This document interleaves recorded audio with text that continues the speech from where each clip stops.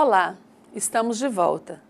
Nessa aula, discutiremos a organização do trabalho na escola, tendo em vista as políticas públicas de educação desenvolvidas no Brasil e em Minas Gerais.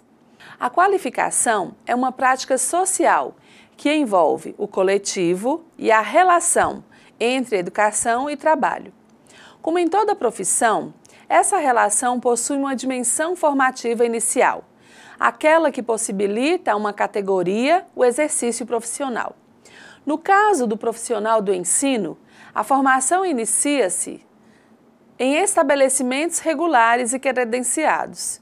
O profissional adquire uma licença que determina que ele é alguém capaz de ingressar nas redes de educação popular dos sistemas de ensino. Portanto, a qualificação do profissional do ensino implica uma formação sistemática, regular e regulamentada, que, quando obtida em estabelecimentos escolares reconhecidos, gera um diploma ao seu portador. No artigo 61 da Lei de Diretrizes e Bases da Educação Nacional, número 9394 de 96, está registrado que a formação de profissionais da educação deverá ocorrer de modo a atender aos objetivos de diferentes níveis e modalidades de ensino. Além disso, as características de cada fase do desenvolvimento do educando terão como fundamentos a associação entre teorias e práticas, inclusive mediante a capacitação em serviço e o aproveitamento da formação e experiências anteriores em instituições de ensino, entre outras atividades. Vamos analisar a formação de professores e a qualidade da educação no Brasil à luz das propostas do Banco Mundial. Chamo a atenção de vocês para as questões relacionadas ao Banco Mundial. Todo o processo de melhoria da educação pública passa pela formação dos docentes. Para tanto, faz-se necessário financiamento para essa formação. É aqui que entra o financiamento pelo Banco Mundial, dos cursos de formação e qualificação de professores, realizados por meio de um treinamento em serviço e de cursos de curta duração, projetos amparados previamente pela legislação brasileira. Em se tratando de ensino superior, o Brasil registra, nestas últimas décadas, um crescimento no número de matrículas e na criação de novos cursos superiores, sobretudo na rede privada. No entanto, segundo o pesquisador Luiz Fernandes Dourado, as políticas de expansão da educação superior no país caracterizam-se por serem assincrônicas, ou seja, descompassadas, e o nível de ensino por mostrar-se amplo e heterogêneo, permeado por práticas de natureza pública e privada, com predominância destas últimas. Neste contexto, há também um novo delineamento na política de formação de professores, vinculada ao estreitamento das exigências postas pelas reformas educativas da educação básica que visam a formação das novas gerações. A formação inicial de professores, na ótica oficial, deve ter como primeiro referencial as normas legais e recomendações pedagógicas da educação básica. Constata-se no setor a ideia de que é inviável ao poder público financiar, a preços das universidades tidas como nobres, a formação superior de professores para a educação básica, uma vez que eles somam mais de 1 milhão de profissionais. Disse que, com um volume muito menor de recursos, em tempo e situações de aprendizagem também reduzidos, chega-se ao mesmo resultado, justificando-se a aprovação pelo Conselho Nacional de Educação do número de cursos universitários citados anteriormente, sobretudo na iniciativa particular, promovendo a concorrência ou parcerias entre os setores público e privado. Nesse contexto ideológico, o Banco Mundial exerce uma função exponencial. No entendimento do economista José Luiz Coraggio, em 1996, em estudo publicado por Luiz Fernandes Dourado, em 2002, esta instituição está por trás da ideia que defende um reducionismo economicista, baseado no vetor custo-benefício, assim como da descentralização, que permite desarticular setores já organizados e da capacitação docente, em programas paliativos e rápidos com os professores em serviço. Nesse último caso, cria-se a ilusão de um movimento de constante melhoria na capacitação pedagógica, o que, na prática, configura-se por aparente atualização, muitas vezes desconfigurando a realidade em que o professor atua, alienando-o com mistificações pedagógicas ou conteúdos vazios de formação acadêmica, causando uma situação inversamente proporcional ao discurso, pois exclui as populações pobres do mercado, o qual baseia suas exigências no acúmulo de conhecimentos específicos e não na educação. As estratégias do Banco Mundial no Brasil, como em outros países do mundo, é a de apoiar os investimentos que encorajem o crescimento econômico e o desenvolvimento social, num contexto de estabilidade macroeconômica. Segundo o banco, como em outras partes do mundo, a pesquisa no Brasil mostra que o retorno social do investimento em educação primária, 36%, é consideravelmente maior que o investimento na educação secundária, 5%, e na educação superior, 21%. Portanto, como vocês podem observar, na opinião dos dirigentes do Banco Mundial, no caso do Brasil, é prioritário providenciar livros didáticos, melhorar as habilidades dos professores no que diz respeito a técnicas de sala de aula, preferencialmente na própria escola, desenvolver a capacidade de gerenciamento setorial, incluindo o monitoramento e o assessoramento do desempenho dos alunos, inclusive através do Sistema de Avaliação da Educação Básica, SAEB. Tais decisões serão possíveis e implementadas em 3 frentes: melhoria do contexto de aprendizagem, êxito na preparação e na motivação de professores, fortalecimento da administração do sistema educativo. Por outro lado, 3 questões se impõem hoje, ao analisarmos as propostas implementadas pelo Brasil na formação de profissionais para o magistério. A primeira está na esfera do governo, consubstanciada na Lei de Diretrizes e Bases da Educação Nacional. A segunda concentra-se no que os organismos internacionais, como investidores e coparticipantes das políticas públicas para o setor, em específico o Banco Mundial, pensam e definem. E uma terceira é a própria realidade e as necessidades objetivas do país e sua cultura, construída ao longo de sua história. Comecemos analisando a primeira frente que acabei de citar. De acordo com a LDBEM, número 9394, de 1996, no seu artigo 61, a formação de profissionais da educação, de modo a atender os objetivos dos diferentes níveis de ensino e as características de cada fase do desenvolvimento do educando, terá como fundamentos a associação entre teorias e práticas, inclusive mediante a capacitação em serviço, o aproveitamento da formação e experiências anteriores em instituições de ensino e outras atividades. Observamos nesse artigo 2 aspectos que se destacam: a relação entre teoria e prática e o aproveitamento da experiência anterior. Por outro lado, evidenciam-se outros detalhes que não podem ser desprezados: a adequação da formação dos professores aos diferentes níveis e modalidades de ensino e a cada faixa etária dos alunos, com os quais desenvolverão seu trabalho pedagógico.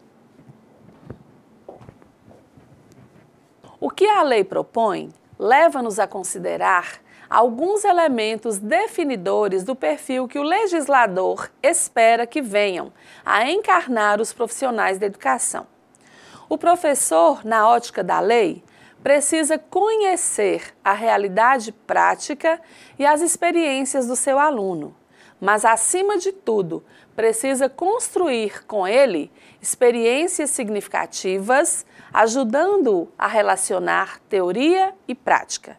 Para que isso aconteça, é fundamental que o professor tenha uma formação continuada e que essa formação esteja em sintonia com a realidade vivenciada no processo de ensino e de aprendizagem. Numa outra análise do artigo 62 da referida lei, Pedro Demo apresenta a perspectiva de nível superior para os docentes que atuam na educação básica, reforçando a graduação plena.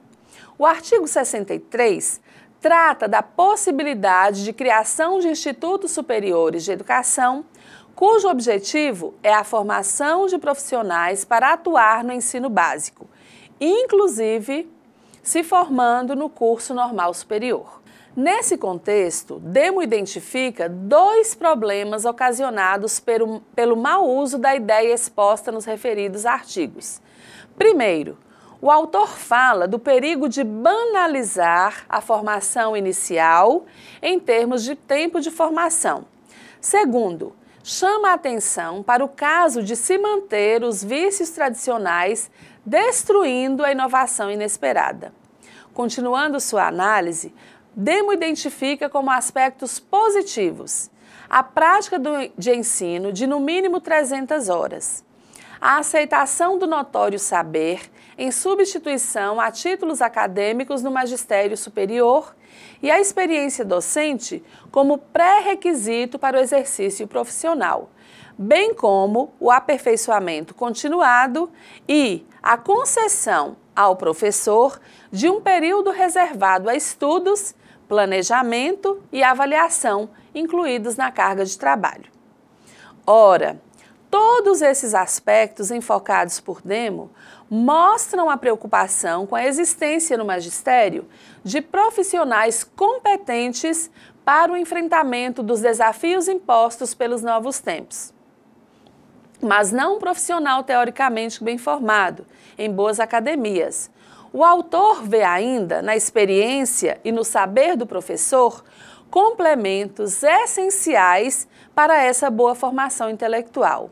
E isso, segundo Demo, fica bem explícito quando ele comenta que somente o professor que aprende bem e continuamente poderá fazer o aluno aprender, denotando dessa forma a necessidade da capacitação continuada para a garantia do bom desempenho profissional do professor.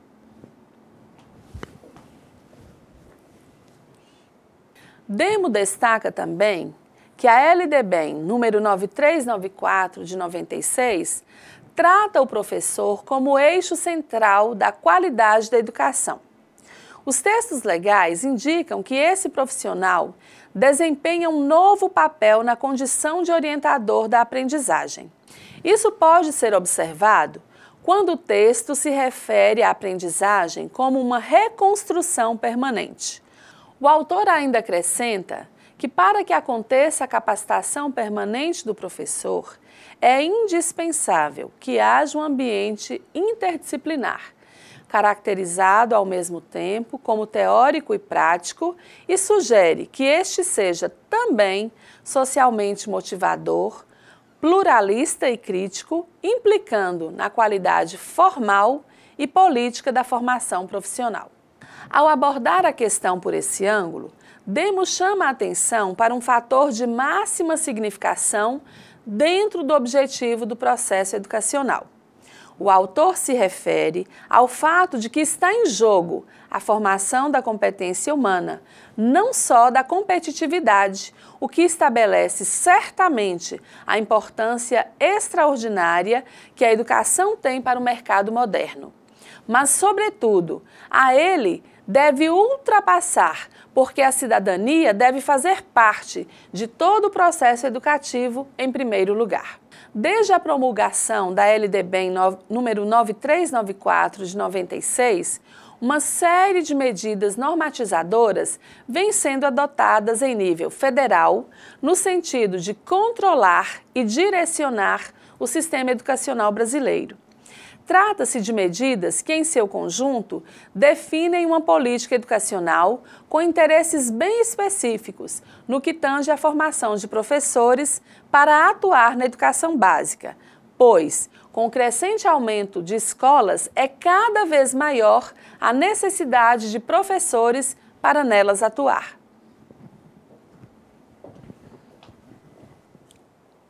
As diretrizes para a formação inicial de professores da educação básica em nível superior foram propostas em maio de 2000. Esse documento surgiu a partir de críticas contundentes da proposta de diretrizes para a formação de professores, considerando a inadequação da estrutura organizacional destinada a essa formação.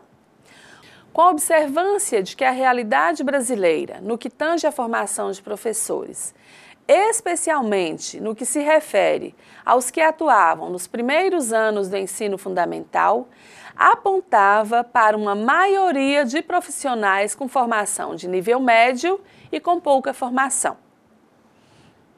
A partir das análises e críticas, o MEC inspirou o Decreto 3.276, de 99, instituindo que a formação de professores para os anos iniciais do ensino fundamental e para a educação infantil se realizasse em cursos específicos, normais superiores, diferenciando-os do restante da formação de professores e do preparo de especialistas. Concluiu-se, a partir das pesquisas realizadas, que havia necessidade de criação de instituições articuladoras denominadas Institutos Superiores de Educação. Os institutos poderiam existir dentro ou fora da estrutura universitária, voltados para a formação superior desses professores. Portanto, podemos inferir que o sentido das mudanças curriculares propostas e reforçadas pelas variadas intervenções do MEC tem como conceito nuclear a competência. Na conotação atribuída pelo documento, competências são as habilidades estruturais da inteligência, ou melhor, ações e operações que utilizamos para estabelecer relações com e entre objetos, situações, fenômenos e pessoas que desejamos conhecer. Gostaria de chamar a atenção de vocês para as diferentes definições de competência que se sucedem neste documento. Trata-se de um novo paradigma curricular, no qual os conteúdos não têm sustentação em si mesmos, mas constituem meios para que os alunos da educação básica possam desenvolver uma ou várias competências, mobilizando habilidades, técnica, destreza, saber como fazer, atitudes, interesse, determinação, querer fazer, e conhecimentos, informação, saber o que e por que fazer. Vocês poderão também inferir que as competências tratam sempre de alguma forma de atuação e, portanto, não podem ser aprendidas apenas pela comunicação de ideias. Para construí-las, as ações mentais não são suficientes, ainda que sejam essenciais, pois não basta a um profissional ter conhecimento sobre seu trabalho. É fundamental que este saiba principalmente como fazê-lo, considerando que ter o domínio da dimensão teórica do conhecimento para a atuação profissional é essencial, mas não suficiente. É preciso que o professor saiba mobilizar o conhecimento em situações concretas. Reconhecendo que a educação à distância exige dos docentes saberes que extrapolam o processo didático a que estão habituados no ensino presencial e dentro das propostas políticas de formação suscitadas, surge a Universidade Aberta do Brasil, que propõe cursos de formação de professores para a educação básica, tendo essa formação como prioridade. Objetivando pôr em prática essa política de formação, o sistema realiza uma ampla articulação entre as instituições públicas de ensino superior, os estados e os municípios brasileiros. O Sistema Universidade Aberta do Brasil foi criado pelo Ministério da Educação no ano de 2005, no âmbito do Fórum das Estatais pela Educação, com foco nas políticas e na gestão da educação superior, sob 5 eixos fundamentais: expansão pública da educação superior, considerando os processos de democratização e acesso, aperfeiçoamento dos processos de gestão das instituições de ensino superior, possibilitando sua expansão em consonância com as propostas educacionais dos estados e dos municípios. A avaliação da educação superior à distância, tendo por base os processos de flexibilização e regulação e implementação pelo MEC. As contribuições para a investigação, ou seja, as pesquisas em educação superior à distância no país, e o financiamento dos processos de implantação, execução e formação de recursos humanos em educação superior à distância. Desde a sua implantação, o Sistema Universidade Aberta do Brasil tem contribuído para a formação de inúmeros professores para atuar na educação básica, o que implica na redução da defasagem de profissionais especializados em todos os municípios. A presença da UAB nos municípios, em parceria com as instituições de ensino superior, tem sido de grande relevância nos diversos municípios do Brasil e sua funcionalidade tem sido comprovada. Além da formação, a UAB tem contribuído para a melhoria, em âmbito pessoal, dos egressos dessa modalidade de ensino, que, devido às grandes distâncias de seus municípios dos centros universitários, não vislumbravam oportunidades de ingresso no mercado de trabalho, tampouco de fazer um curso superior. Com relação ao Estatuto do Pessoal do Magistério Público do Estado de Minas Gerais, trata-se de um documento que tem como objetivos estabelecer o regime jurídico do pessoal do quadro do magistério, incentivar sua profissionalização mediante a criação de condições que amparem e valorizem a concentração de seus esforços ao campo de sua escolha, assegurar que a remuneração do professor e do especialista da educação seja condizente com a de outros profissionais de idêntico nível de formação e garantir a promoção na carreira do professor e do especialista de educação de acordo com o crescente aperfeiçoamento profissional e tempo de serviço, independentemente da atividade, área de estudo, disciplina ou grau de ensino em que atuem. O artigo 2º do Estatuto do Magistério do Estado de Minas Gerais especifica que o exercício do magistério, inspirado no respeito aos direitos fundamentais da pessoa humana, tenha em vista a promoção de valores como amor à liberdade, fé no poder da educação como instrumento para a formação do homem, reconhecimento do significado social e econômico da educação para o desenvolvimento do cidadão e do país, participação na vida nacional, mediante o cumprimento dos deveres profissionais, constante autoaperfeiçoamento como forma de realização pessoal e de serviço ao próximo, empenho pessoal pelo desenvolvimento do educando, respeito à personalidade do educando, participação efetiva na vida da escola e zelo por seu aprimoramento. Então, Se considerarmos o debate contemporâneo acerca da função social da escola, podemos verificar que a mesma, tal como a conhecemos hoje, é uma construção histórica recente. De acordo com pesquisas da educadora Vera Maria Candô, na América Latina, os sistemas escolares se constituíram praticamente no século XX. Nas sociedades atuais, muitas são as formas de acesso ao conhecimento, não se podendo atribuir à escola a exclusividade desta função. Assim, podemos dizer que as escolas públicas vivem hoje tempos difíceis e expõem novos perfis de sujeitos que dela participam. Em atenção a esses momentos, muitos educadores têm proposto reinventar a escola. Porém, percebemos que tal reinvenção implica no desenho de novas formas de utilização de seus tempos e espaços, uma nova organização dos saberes e conhecimentos, bem como das relações de poder, dentre outras transformações.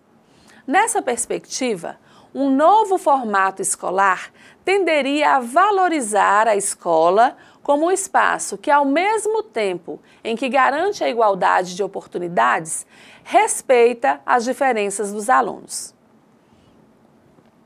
O MEC, por intermédio da Secretaria de Educação Infantil e Fundamental, pretende qualificar a educação básica como direito social.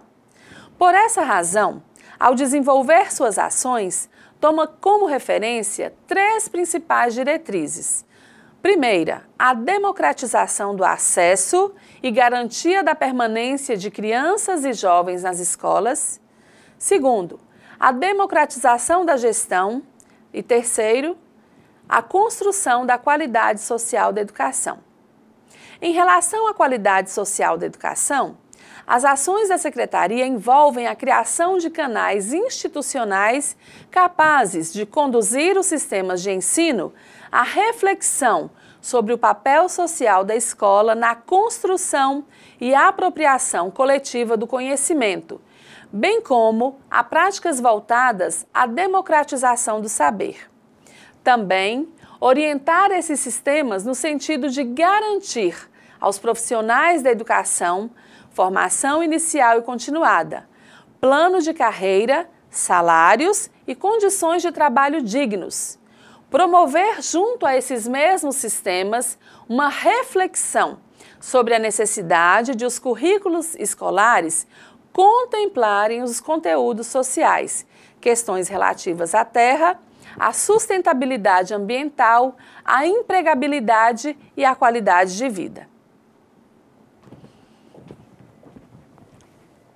A articulação entre as 3 esferas administrativas da educação brasileira é de responsabilidade dos conselhos de educação, cuja competência é supervisionar os sistemas educacionais nos seus respectivos níveis, federal, estadual, municipal. O Conselho de Educação é uma ponte que liga governo e sociedade civil. No nível federal, temos o Conselho Nacional de Educação. No nível estadual, temos o Conselho Estadual de Educação. No nível do Distrito Federal, temos o Conselho Distrital de Educação. E nos municípios de todo o país, temos os Conselhos Municipais de Educação. No que concerne à regulamentação da profissão do pedagogo, ela foi aprovada em 19 de agosto de 2009 pela Câmara. O texto prevê que apenas quem tiver graduação em pedagogia poderá exercer a profissão. Diz ainda que quem tiver pós-graduação na área, porém, sem o curso de graduação, poderá exercer funções de administração, planejamento, inspeção, supervisão e orientação educacional na educação básica. A medida passou na Comissão de Constituição e Justiça e Cidadania em caráter conclusivo e deve seguir para análise do Senado, caso não haja recurso para votação em plenário. A principal inovação no texto aprovado, em relação ao texto original, é a supressão da previsão de um órgão de fiscalização da profissão. Entendeu-se que a fiscalização feita pelo Ministério da Educação e pelas secretarias estaduais e municipais de educação é suficiente para coibir os desvios. De acordo com esse texto substitutivo, é permitido ao pedagogo o exercício das seguintes atividades: elaboração, planejamento, implementação, coordenação, acompanhamento, supervisão e avaliação de estudos, planos, programas e projetos relacionados aos processos educativos escolares e não escolares. Também a gestão educacional no âmbito dos sistemas de ensino e empresas de qualquer setor econômico e a formulação de políticas públicas na área de educação. Desempenho nos sistemas de ensino das funções de suporte pedagógico à docência, como administração, planejamento, inspeção, supervisão e orientação educacional. Ensino de disciplinas pedagógicas e afins nos cursos de formação de professores. Desenvolvimento de novas tecnologias educacionais nas diversas áreas do conhecimento. Recrutamento, seleção e elaboração de programas de treinamento e projetos técnico-educacionais em instituições de diversas naturezas. Essa proposta torna obrigatória a inclusão de um pedagogo nas equipes governamentais encarregadas da elaboração e execução de planos, estudos, programas e projetos educacionais. Além disso, exige a contratação de um pedagogo como responsável técnico pelas empresas de prestação de serviços educacionais. O texto original do projeto considera as atividades de diretor, coordenador pedagógico, orientador educacional, supervisor de ensino e secretário escolar como de competência privativa do pedagogo, mas a Comissão de Educação excluiu a palavra privativa. No intuito de analisar a política de avaliação da educação no Brasil, ou seja, o gerenciamento da qualidade da educação nacional, é indispensável que existam mecanismos de avaliação para aferir se os pontos de chegada das escolas públicas estão sendo comuns. Para que tais mecanismos funcionem, como sinalizadores eficazes, deverão ter como referência as competências de caráter geral que se quer constituir para todos os alunos e em um corpo básico de conteúdos cujo ensino e aprendizagem, se bem-sucedidos, propiciem a constituição de competências. O Sistema de Avaliação da Educação Básica, SAEB, é composto pelos processos ANEB, SAEB, Avaliação Nacional da Educação Básica, que subsidia o cálculo do IDEB nos estados e do IDEB nacional. ANRESC, Prova Brasil, que é a Avaliação Nacional do Rendimento Escolar e subsidia o cálculo do IDEB, Índice de Desenvolvimento da Educação Básica, de municípios e de escolas da rede pública. Como vocês poderão perceber, os sistemas de estatísticas e indicadores educacionais constituem importantes mecanismos para promover a eficiência e a igualdade na educação pública nacional, uma vez que os resultados apontados pelas estatísticas, quando baixos, conduzem as instituições à implantação de projetos voltados à recuperação da aprendizagem dos alunos.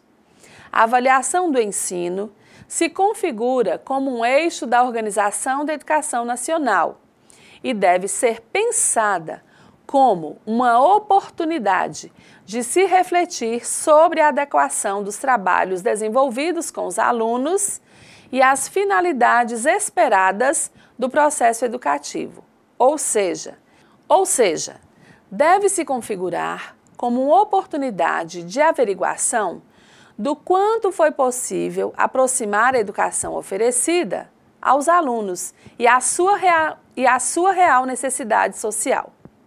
Há várias modalidades de avaliação existentes no sistema educacional brasileiro.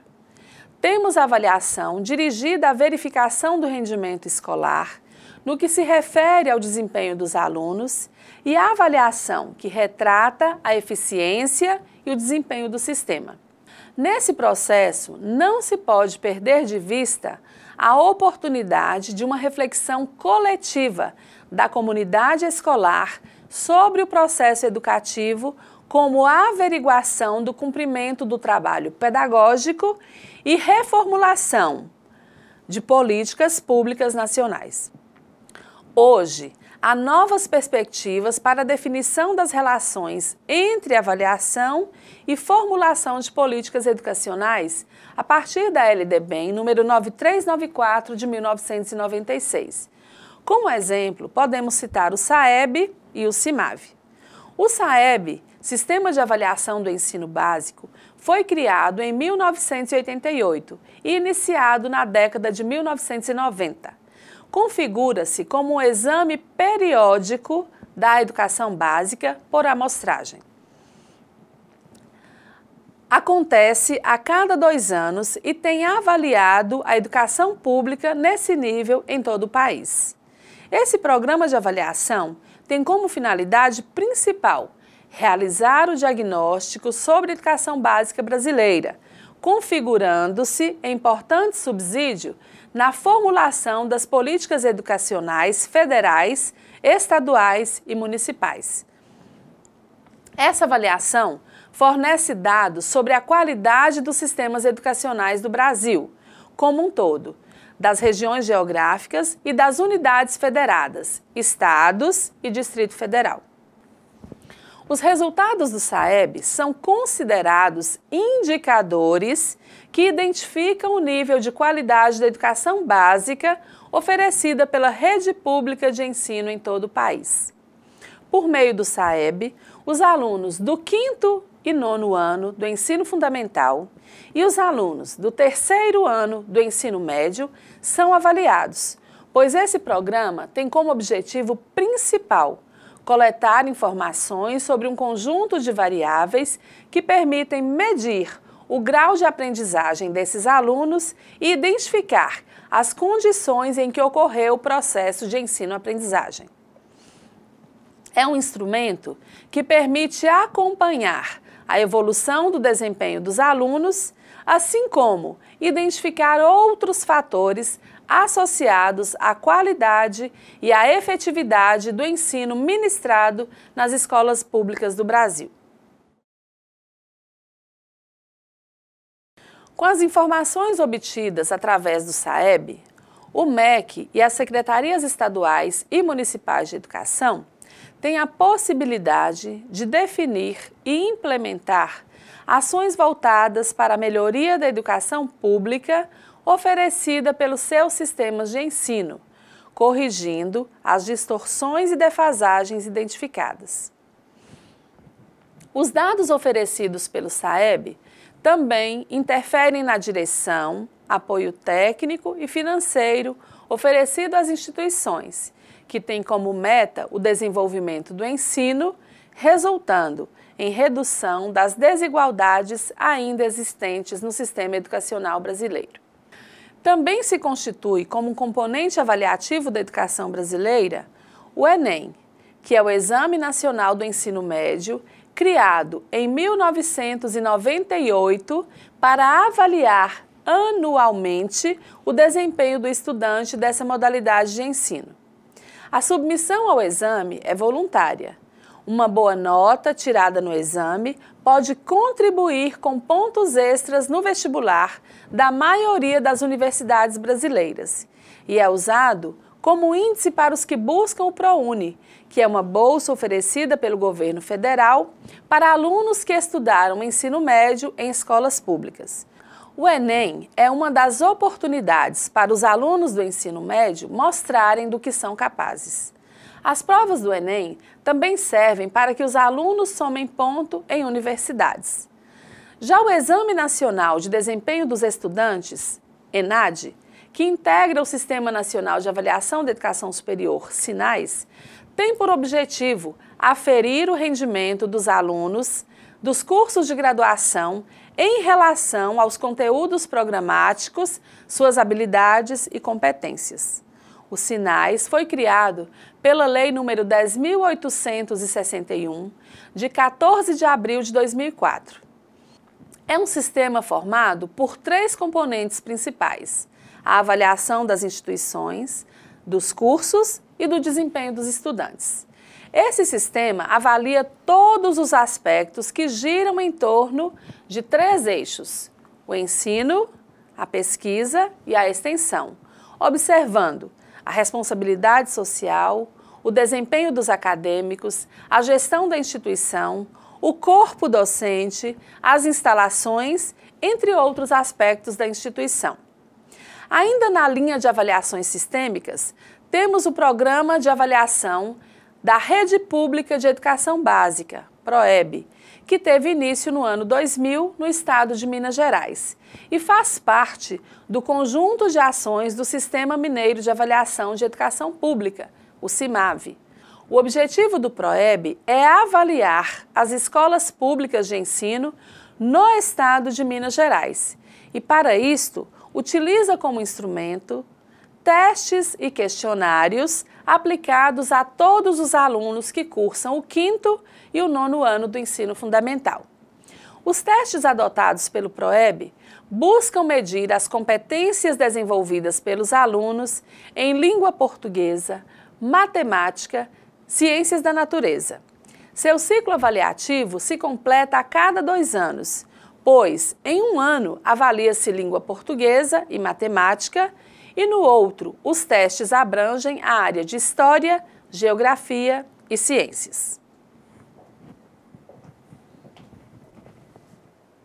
Deixo para a reflexão de vocês a seguinte questão: como implementar um sistema de avaliação que atenda aos princípios colocados pelo MEC, que são melhoria da qualidade dos testes e melhoria dos mecanismos de disseminação dos resultados?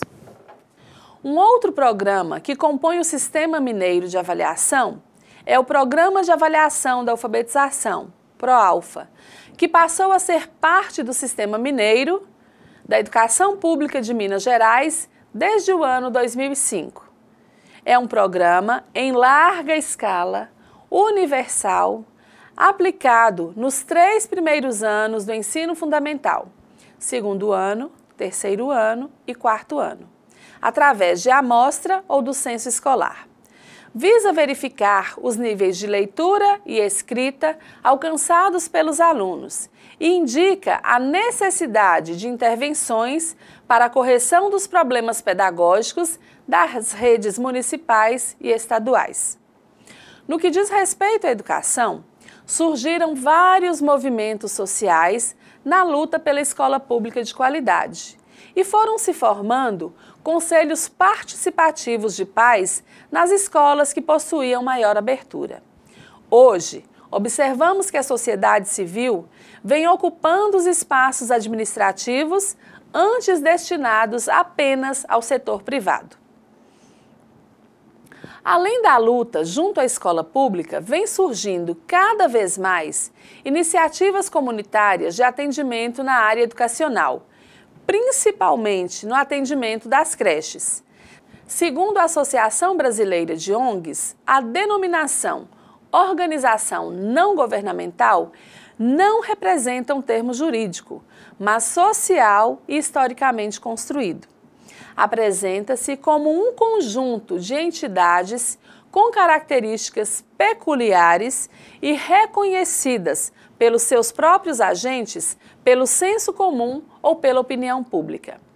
Geralmente, enquadram-se como entidades sem fins lucrativos, tais como associações ou fundações reconhecidas ou não, formal ou informalmente, por órgãos governamentais nas instâncias municipais, estaduais e federal. No Brasil, as ONGs originaram-se de um processo marcado por um prolongado período de ditadura militar e de um recente período de abertura democrática, o qual gestou uma nova sociedade civil organizada, conduzindo lutas e multiplicando princípios como participação, descentralização e universalização de direitos sociais.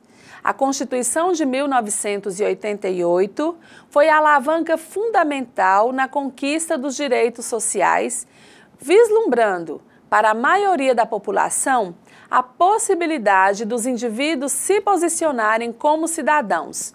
Concomitantemente, conquistaram seu reconhecimento social e político por meio do alargamento do conceito e representação de entidades e de ONGs, pela Lei Orgânica da Assistência Social, datada de 1993.